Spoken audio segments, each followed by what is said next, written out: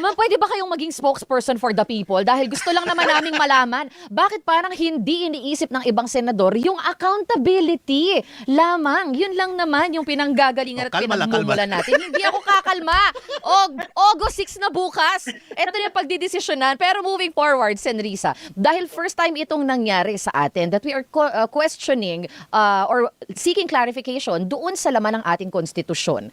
Bilang lawmakers, pag-uusapan din po ba ng Senado kung paano ito ilalagay sa ating konstitusyon ang paglilinaw ng mga ganitong klase ng pangyayari? Hindi ko pa sigurado kung kailangan sa konstitusyon na mismo pumasok iyan dahil up to this point sa akin, klaro naman, halimbawa yung ibig sabihin ng forthwith.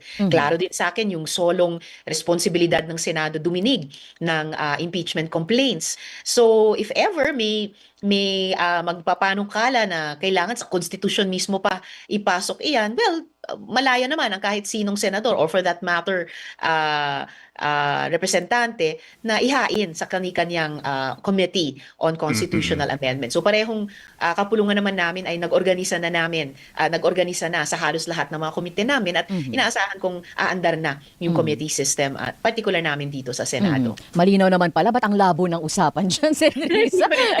Ilang buwan na pinag-uusapan yan. Kailangan nga ng filter.